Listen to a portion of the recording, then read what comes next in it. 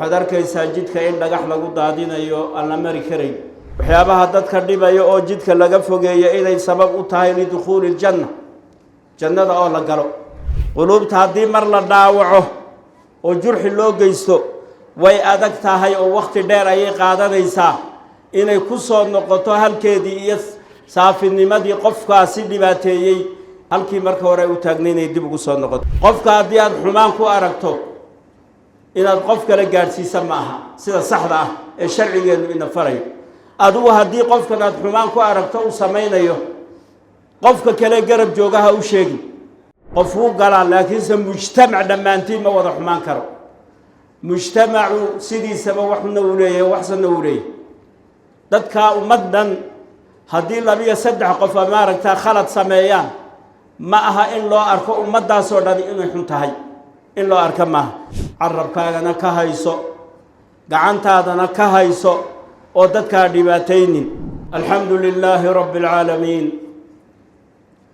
والعاقبة للمتقين ولا عدوان إلا على الظالمين وأشهد أن لا إله إلا الله ولي الصالحين وأشهد أن سيدنا ونبينا وحبيبنا وعظيمنا وقائدنا محمدا رسول الله صلى الله عليه وسلم عباد الله إنه لا يكفي المؤمن التقي والعاقل اللبيب في كف أذاه أن يعلم أن الله على لسان نبيه صلى الله عليه وسلم شرع لمن أوذي أن يلعن من آذاه فعن أبي ذر رضي الله عنه قال رسول الله صلى الله عليه وسلم من آذى المسلمين في درقهم وجبت عليه لعنتهم رواه الطبراني فكيف بمن يؤذيهم في أنفسهم وقلوبهم عباد الله وحا خطبته أيمانتا كهد ليسا وحوي وحيدتك الربية أو وجوه الرأي وحيابها طريقة لدغيو أما الطريقة loola soo banbaxayo ee dadka dhibaatada u geysanaya dariiqu waxa weeye waa mowdic ka dhaxeeya ummadda oo dhan waa xaqun lilkulli waa xaq ay wada leeyihiin dadku oo cidina ayna gaar u lahayn waa xuquuq loo baahan yahay qof walba inuu xil iska saaro inuu ilaaliyo haddii maaragta aan iskor taagno dariiqa innaga dhexdeedna markaad fiiriso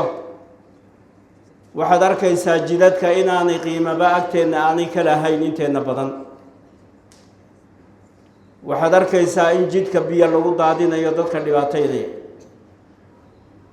waxaad arkaysaa jidka in dhagax lagu daadinayo aan la mari karayn waxaad arkaysaa guri kasta marka la dhiso ee dhismihiisa la dhammaystiro hadhaaga ka soo hadha in halkaa hortiisa oo waddadiiya in lagu tuulo oo halkaa lagaga dhaqaaqo haddii aanu isagu ka faa'iidaysanayn inuu jidka ka qaadayn meel u baahan in la geeyo ayaa muhiima waxaad arkaysaa jidadka oo kharash badan lagu bixiyo inaanan dad badan agtooda qiimo aanay ka lahayn oo wixii jajabinaya ama dhibaataynaya aanay ka ilaalinayn midda kale jidka oo la fadhiisto oo dadka la dhibaateeyo oo ama xal lagu dhibaateeyo ama wax ka sheeg ama maaragtaa farta lagu fiiqo dadka oo halkaa loola soo fadhiisto aflagaado iyada lafteedu waa dhib waxyaabaha kale ee dhibta ah ee ka dhalanaya jidadka la fadhiisanayo in dadka qaarkood ay dhibsadaan khaasatan haweenkoo kale oo ay mari kari waayaan marka ay dhallinyartu meelaha jidadka ay iska fadhiistaan ilaahayna subxaanahu wa tacaala diinteenna sharafta leh ayuu inagu karaameeyey وإن فرينا إلى لنجدك على لسان نبينا أي نغفر صلى الله عليه وسلم مركي النبي قال له ويدي مركو النبي صلى الله عليه وسلم جدتك فريسنين أي صحابتي كوي هذين كمان مار من إن جدتك فريسنه مركا وحماركتا وحيري جدتك مركا حق إذا هلا سيو مركا ويدي أنا وحي هذين حق جدكم حوي هي نبي وحي صلى الله عليه وسلم حق جدك وحوي قبض البصر عنده الله وأنا عورات المارك المسلمين أنا لا راعٍ وأنا لفير وكف الأذى دبتنا إن لقاها يستوى على دباتين دتك جدك مرية والرد السلام قفك سلامنا إن السلام تكرد ديدو وعليكم السلام تراث الأمر بالمعروف دتك إن الونا غفرته وهل كادتك ماركتا وحي خير أد وشيكته ما دام أد ماركتا أصوى بنبحدي ودروقاتك يميله لمريا توفريستي والنهي عن المنكر كان إن تكرهبته وحديث صحيحة وإيسو سارين بخاري مسلم وحاكسو أروري سنها لماذا تلدى عن الطريق إن تهي سببتا لسقودا بالدافه إلهي سبحانه وتعالى أدومه سوق دم بداف حديث وريني أبو هريرة والنبي كوريني صلى الله عليه وسلم أيا وحيري بينما رجل يمشي بطريق سقى وقتي وأن المرء يجد كسعده وجد غصن شوك على الطريق وحو أركين لان قد حاله وجد كما ركتا سدا سارا فآخره مركا وكفه جيي laantii ayuu jidkii ka qaaday uu ka fogeeyay haday laan ku soo baxday tayn uu ka gooyay wasaas oo kale fashakara allah lahu ilaahi uu dambi dhaaf uu maaragta ugu shukriye bimaana uu dambi dhaafay faqafara lahu uu dambi dhaafay rawaahu bukhari oo xadiis saxiix weey waxa kale oo atarka ku soo arooray waxyaabaha dadka dhibaya oo jidka laga fogeeyay inay sabab u tahay lidukhuul janna jannada oo la galo أي ماركتا سبب النقنيسا نبي آية وحده صلى الله عليه وسلم لقد رأيت رجلا يتقلب في الجنة وحن أركيب ورينين جنة الدحلة الدح ماركتا قدومية والجنة الدح صعودة سببتنا محايد في شجرة أي في سبب شجرة قيد ماركتا سبب تيت قد دعها من ظهر طريق وكقو يجد كبرتنكيس جدك برتنكيسا جيدها كويا لو كلا إن ماركتا لغا سفيايو جد تاسو تؤذي النبي ناس ددك تاسو ديبيسي وحديث ماركتا وسو ساري مسلم وحوي جدك waxaad arkaysaa dadka badankoodu iyagoo qurux ula jeeda ama har ula jeeda inay meel aanu xaq u lahayn oo jidka ah inuu ka qodo god oo geed ka beero geedkaas uu weynaado hadhow tooliyan uu jidkii soo yareeyo way dhacdo way jirtaa magaaladeena ka buuxda marka waxa weey jidka in laga ilaaliyo geedaha lagu beerayo ina maaragtay inta aad xaq u leedahay aad ku beerato ayaa maaragtaa muhiima laakiin jidka bartankiisa inaad ku beerto ama jidka aad ku soo ciriirido sax maaha sida maaragtaa qofka ka gooyayba uu janno ugu mutaystay ayaa qofka ku beera ee maaragtaa dadka ku dhibaana uu naar ugu mutaysanaya waa cagsigu qofka muslimka ah walaalihi xaq ku leeyahay haddii maaragtaa ay dhib ay ku soo banbaxdo ama maaragtaa dambi iyo maaragtaa simbiriira xasho taasina maaragtaa taa hadduu ula banbaxo walaalihii qofku ilaahay wuxuu goodiyey abaal weyn oo maaragtaa laga abaal marinayo maalinta dambe ee qiyaamada ilaahay wuxuu yidhi subxaanahu wa tacaala waaladiina yu'duuna almu'miniin qofka dhibaya mu'miniinta ragga walmu'minaat iyo haweenka maaragtaa mu'minaadka bigayri maktasabu waxayna shaqaysan geyrkeed ku dhibaya faqad ixtamaluu buhtaanan wa isman mubiina waxay xambaareen been abuur weyn iyo dembi cad ayay xambaareen waxaa sahlan oo fudud in wixii dhiba jidka laga fogeeyo dhagax baad ka qaaday laan baad ka qaaday wixii dadka dhibaato u geynaya ayaa jidka ka sifaysay oo ka fogeysay laakiinse waxa adag oo maaragtaa ay adag tahay in laga qaado ama maaragtaa laga sifeeyo quluubta dadka dhibta loo geysto quluubta haddii mar la dhaawaco oo jurxi loo geysto way adag tahay oo waqti dheer ayay qaadanaysaa inay ku soo noqoto halkeedii iyo saafinimadii qofkaasi dhibaateeyey inay maaragtaa halkii marka hore u taagnay inay dib ugu soo noqoto waqti dheer bay qaadanaysaa waxba laga yaabaa dadka qaarkood dhib loo geystay inay weligoodba aanay ilaabin oo qofka dhibtaa u geystay weligoodba ay qulubta ku hayaan oo aanay marnaba iloobin maxaad u malaynaysaa maanta qof baa iska soo fadhiisanaya miidhiyaha dad buu iska caayaya ama qof buu iska caayaya laga yaaba qofkan waxaanu ka sheegaya inaanu lahaynba mala awaal iyo ku tiri kuteenne iyo wax maaragta aanan xaqiiqadeeda aanu hayn ayaa laga yaabaa halkaa miidhiyaha intuu la soo fadhiisto malaayiin ama maaragta caalamkii oo dhan laga dhegaysto oo maaragta ceebtii bannaanka ceeb aanan jirin buhtaan iyo maaragta been abuur uu halkaa ula soo fadhiisto horta sideedaba qofka haddii aad xumaan ku aragto inaad qof kale gaadhsiisa ma aha sida saxda ah ee sharcigeenu ina farayo adigu haddii qofkan aad xumaan ku aragto uu samaynayo qofka kale garab joogaha u sheegi isaga si gaara ugu sheeg u nasteexe oo ku dhe khaladkaasaa jira ka fuq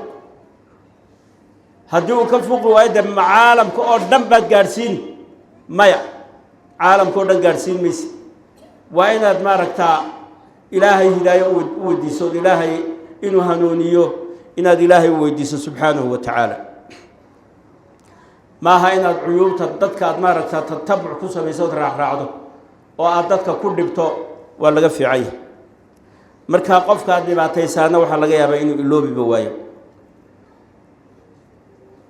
dadka oo maaragtaa dhibta laga ilaashado hadday jidhkooda tahay waana dhib u geysan hadday quluubtooda tahay oo hadal dhaawacaya aanad u geysan waxaad maaragtaa ku helaysaa ajar weyn ayaad ku helaysaa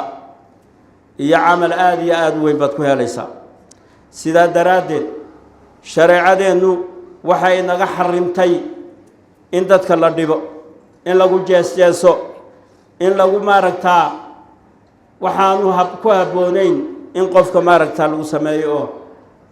jeesjees loogu sameeyo ilaahay baa wuxuu yihi yaa ayuha aladiina aamanuu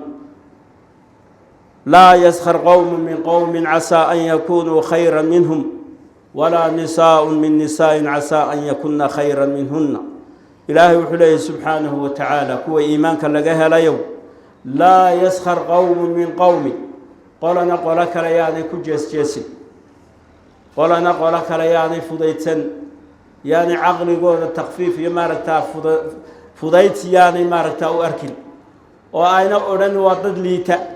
waa dad hooseeya waa dad caqli aan lahayn sideedaba ceeb qofuu galaa laakiinse mujtamac dhammaantiin ma wada xumaan karo mujtamacu sidiisaba waxna uu leeyahay waxsana uu leeyahay dadkaa ummaddan haddii 2 iyo 3 qof maaragtaa khalad sameeyaan ma aha in loo arko ummaddaasoo dhan inay xun tahay in loo arko maaha marka yaanan lagu jeesjeesin qolo laga yaaba inay kaba khayr badan yihiin haweenna yaanay haween kale ku jeesjeesin waxaba laga yaaba inay ka khayr badan yihiin walaa talmisuu anfusakum naftiinana maaragtaa hoosta iskaga durina waxyaaba maaragtaa dhibaya walaa tanaabasuu bilalqaabi naanayso maaragtaa qofka aanu raalli ka ahayna iskugu dhawaaqina bi'sa alismu alfusuuqu bacda aliimaan waxaa xumaaday magac maaragtaa xun ayaa xumaaday iimaanka bacdi qofku markuu iimaan la yimaado inuu qofka naanaysu bixiyo aanu raalli ka ahayn ma aha waman lam yatub fa ulaa'ika hum daalimuun kuwa maaragtaana ka tooba keenin kuwaas waa maaragtaa daalimiin nebigu wuxuu yihi sala allahu calayhi wasalam كل المسلم على المسلم حرام دمه وماله وعرضه رواه البخاري ومسلم وحليه النبي صلى الله عليه وسلم قفك السؤال مسلم قفك كلاء مسلم كأه وحكى حرام ديجي سينو طاديو وكحرام مال كي سينو لعنة وكحرام عرضي سنائن وكشيغو وكحرام وحديث صحيحة وحنا صاري ويكسر بحين بخاري ومسلم لغدا كتاب وصحصن بعد كتاب الله سبحانه وتعالى نبي صلى الله عليه وسلم وحي النوع دي